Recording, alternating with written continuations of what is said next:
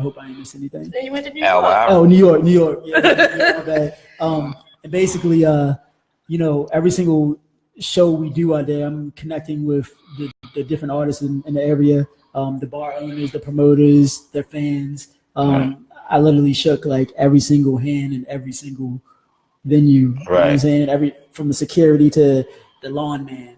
Right. I hear that. Make sure when we come back and we run it back, they know who we are. They're showing love. The Instagrams, the Facebook friend requests, everything jumped up after each show. So I know that what we were doing was actually doing the mark. And if you meet one fan or one supporter per show, that's great. We probably had like 10 to 15 per show. Right. You know what I'm saying? So yeah, pretty much that was the whole point of doing a promo tour. And November 3rd, I'm actually dropping the project. Okay. So, we had like 8 shows leading up to that. I'm sorry, 8 or 9 shows leading up to that of all that promo, all them pictures, all them videos and live videos. And then we actually dropped the project.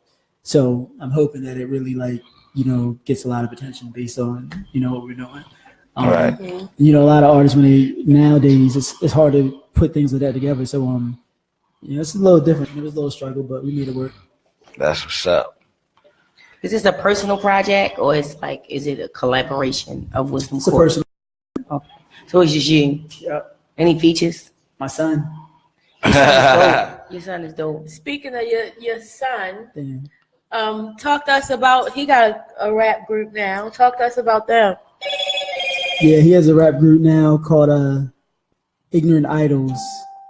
And it's just like a 15-year-old, a 14-year-old, and then my godson is 18, and they got like a whole little crew that that they rock with or whatever.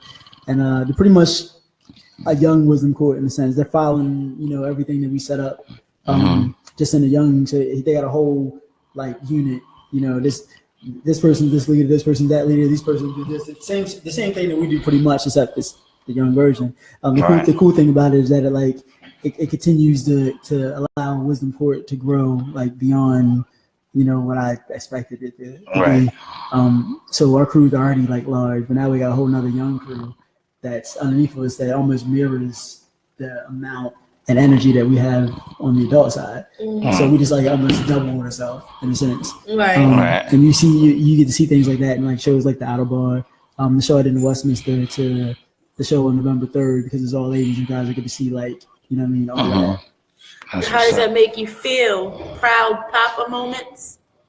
Yeah, definitely. That's a great feeling, yo. Like that broke me down. I ain't gonna lie. At the sound stage when we did that, that broke me down. I couldn't believe this nigga was right there with me with everything. Like what the hell? That's what's up. It's a proud moment because like he's been like my son. He's not perfect. He does dumb shit, but he's been bred. He's been bred for this from day one. You know what I'm saying? Like from birth, he's been bred to do this. I never really pushed him when he was younger because I wanted him to like focus on different things and all that. And I honestly wasn't even ready to start really fully pushing him now. But the talent we bought him a studio where he can record himself. He learned how to do it, record himself, started recording his friends, started mixing, started doing flyers, doing all this stuff that was like impossible for me not to get behind him at this point. I wanted to wait till like 16, get out of school, whatever. But his talent just blew me away. And we recently decided to, make them an official group on Wisdom Court. So now they got their own little thing going on. Just shot a video for them. They got some shows coming up. They had a radio interview. They got some other things coming up. And yeah, man, you gotta bring them through. Yeah, for sure, definitely.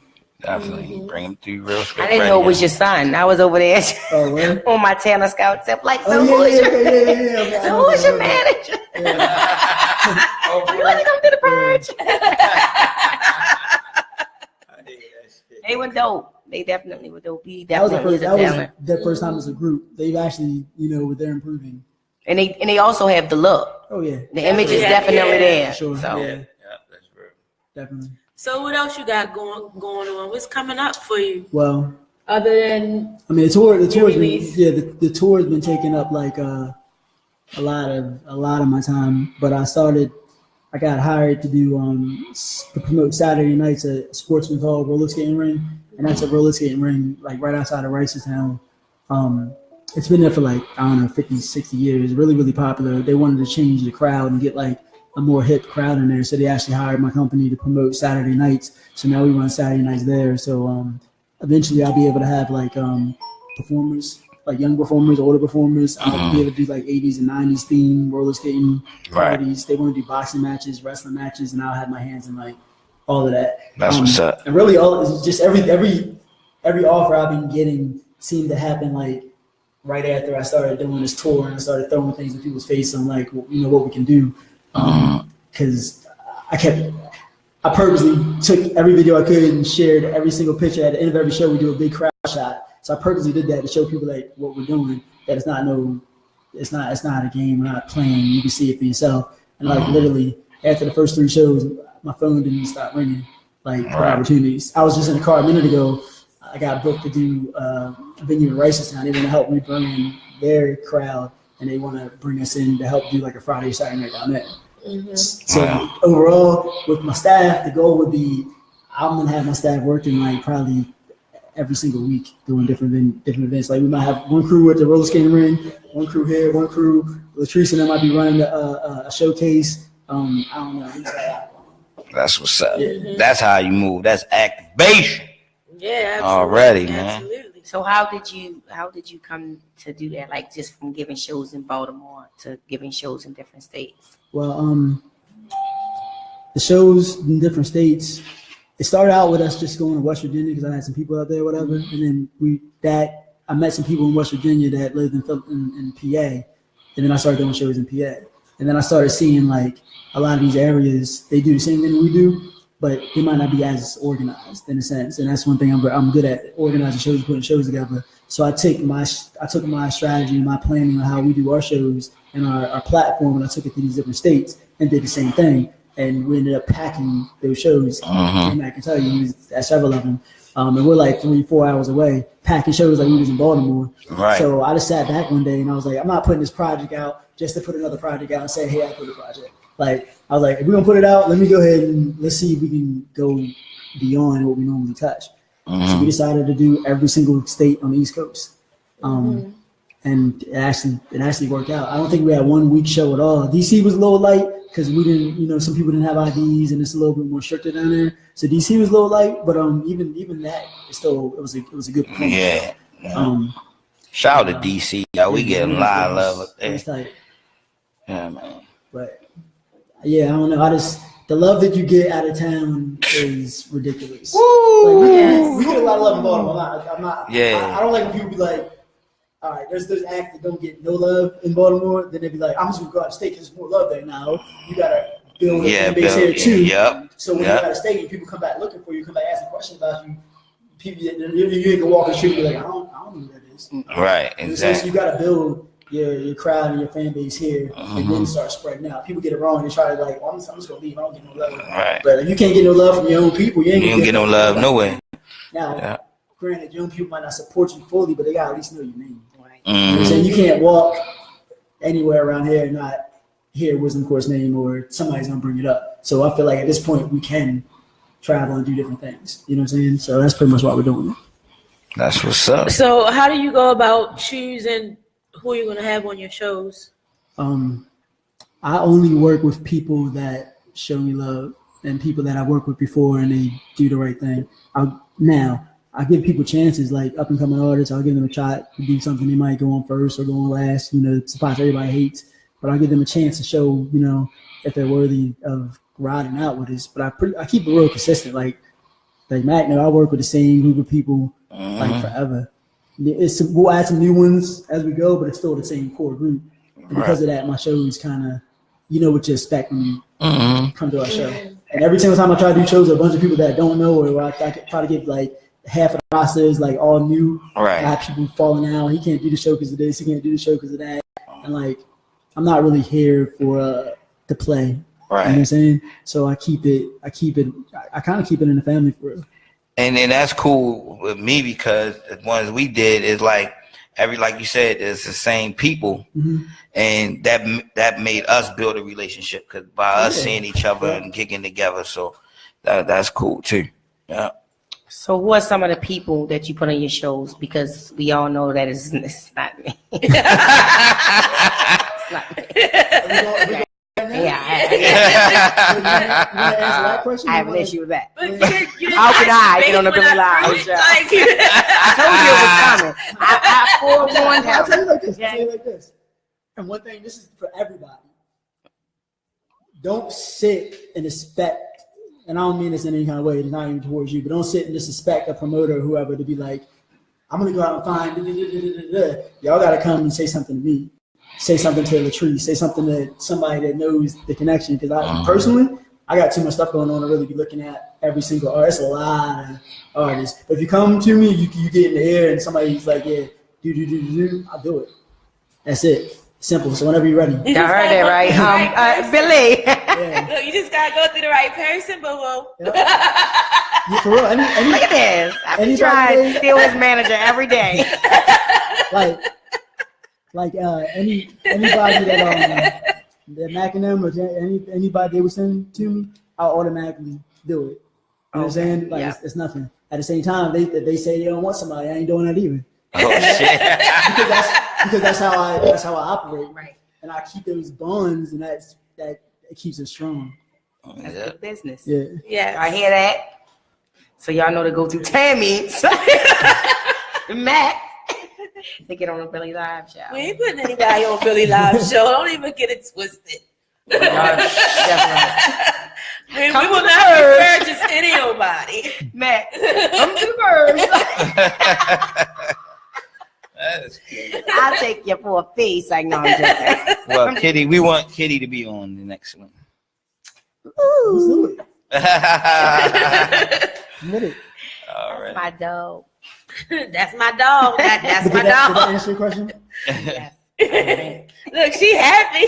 No, he made me nervous because I don't know what it's gonna be. All right, I'm ready. Oh no, it's just a lot. I get it a lot from a lot of different people, and they're like, some people will be frustrated, but not to me. They'll be like on a post like, I ain't never getting on them shows, and I'm like, and that's the reason why I'm never gonna put you on. That don't do nothing for me. You know what I'm saying? It's like just ask and let's talk and let's work it out. Like I book the shows the way I book them. I say like out of 20 shows I book, I might perform at 4 of them. Right. The rest of them I do for other people to get a chance to shine. So anybody that's new to or not new or just wants something else to do, I'm down with it. Right. So yeah. So what do you make a strong like promoter? You know what I'm saying? So what makes a strong promoter? Yeah, because a lot of these people, people they not promoted is like event planners to me. You know what I'm saying? Anybody get it in a venue and book some people to write. You know what I'm saying? Like, what's a strong promoter to you? I think that's a crazy debate because you'll see some rappers they feel like the shows are all the promoter. They can just come and show up and just perform, and it's supposed to be a packed show and all that. And then you got promoters that on the other end are like, nah, we want to depend on just the artist to bring the people, whatever. And I think it's a strong promoter understands and listens to both sides and meets in the middle. So I feel like a strong promoter needs to ensure that there's going to be a crowd that he's helping to bring himself and help the artists find ways to promote themselves to help, where they're able to bring a crowd, giving them incentives as far as like, when we do a ticket sale thing, we don't really do like buy-ons per se, but you sell tickets, you bring people, you can make money. You don't, you know what I'm saying? And, I feel like a strong promoter recognizes, both of those scenarios and situations and tries to like make it work. So what I'll do is like, I'll give like 20 free passes to whoever just to make sure there's be a crowd in there. You know what I'm saying?